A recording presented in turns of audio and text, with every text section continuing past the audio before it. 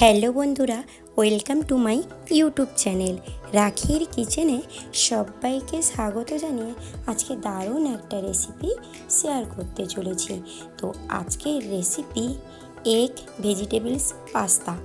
আর এই রেসিপিটা একবার হলেও ট্রাই করে দেখো কতটা অসাধারণ আর কতটা টেস্টি।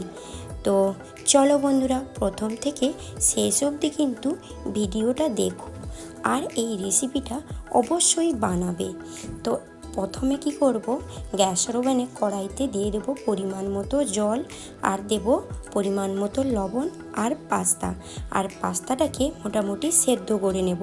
তাতেও একটু অলিভ অয়েল কিংবা যে কোনো অয়েল একটু দিয়ে দেবে, কারণ পাস্তা যখন সেদ্ধ হবে অয়েলটা দেওয়ার ফলে একে অপরের গায়ে জড়ে যাবে না আর নিচেও বসে যাবে না। তো পাস্তাটা যখন মোটামুটিভাবে সেদ্ধ হয়ে আসবে তখনই আমি অ্যাড করব গাজর আর বিনস। গাজর আর বিনসটা এই মুহূর্তে মোটামুটিভাবে সেদ্ধ হয়ে যাবে, যেহেতু পাস্তাটা মোটামুটি সেদ্ধ হয়ে এসছে। প্রথম থেকে দিলে গাজর আর বিনসটা বেশি সেদ্ধ হয়ে যেতে পারে। তো দেখো বন্ধুরা, এগুলো মোটামুটি সেদ্ধ হয়ে গেছে। এরপরে এটাকে আমি ছেঁকে নেব, মানে জলটাকে পাস্তা থেকে জলটা ছেঁকে নেব। এখানে আমার কাছে অ্যাভেলেবেল ছিল না মানে মটর কলাই, তো চাইলে কিন্তু মটর কলাইটা ব্যবহার করতে পারো।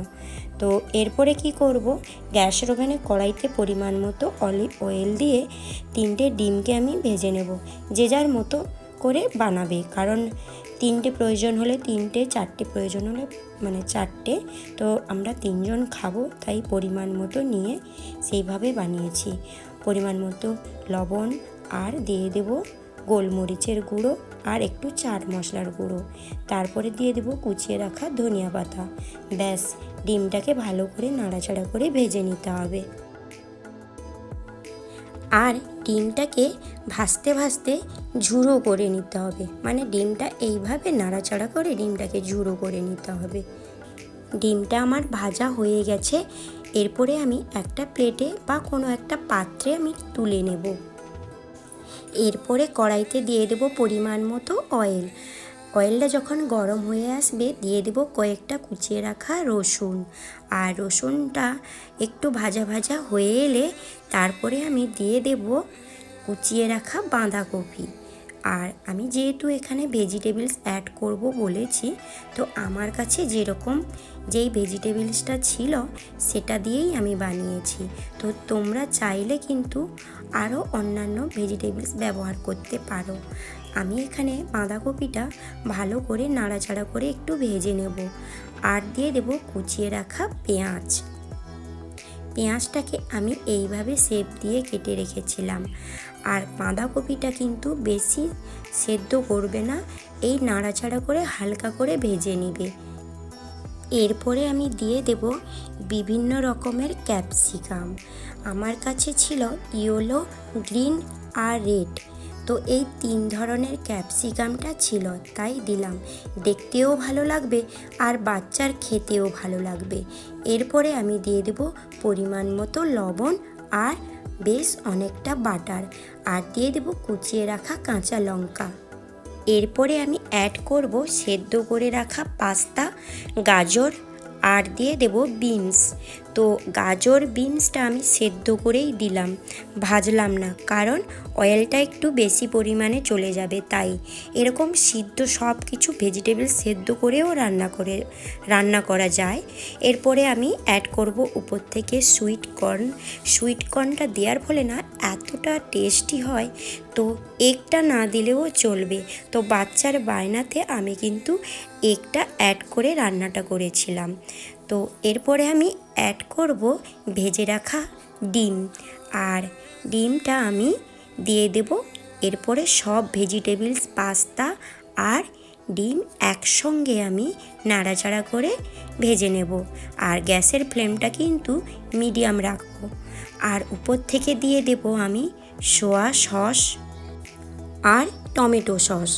সোয়া সস আর টমেটো সসটা বাচ্চার বায়নাতেও দিলাম, কারণ ওরা সস ছাড়া তো চলে না। তো হেলদি আর একটু টেস্টি খেতে হলে এই সয়া সস আর টমেটো সসটাকে এড়িয়ে যেতে পারো। ব্যাস সব উপকরণগুলো ভালো করে নাড়াচাড়া করে মাখিয়ে নেব। আমার অল্প পরিমাণ একটু লবণ দরকার ছিল, তাই দিলাম। আর দিয়ে দেবো উপর থেকে গোলমরিচের গুঁড়ো আর কুচিয়ে রাখা ধনিয়া পাতা। ব্যাস আমার এরকম ভেজিটেবলস এগ পাস্তা একদম রেডি হয়ে যাবে। তো কি ভাবছেন বন্ধুরা, এইভাবে ভেজিটেবলস আর এগ দিয়ে পাস্তা একবার ট্রাই করবেন নাকি? হ্যাঁ বন্ধুরা, অবশ্যই এরকম একটা পাস্তা রেসিপি ট্রাই করতে পারো। তো আমার এই রেসিপিগুলো যদি অবশ্যই ভালো লেগে থাকে, প্লিজ বন্ধুরা আমার চ্যানেলটিকে সাবস্ক্রাইব করে দিও আর অনেক অনেক শেয়ার করে দিও, আর ছোট্ট একটা কিন্তু লাইক করে দিও। আর রেসিপিটা বানিয়ে আমাকে অবশ্যই কমেন্টে জানাবে।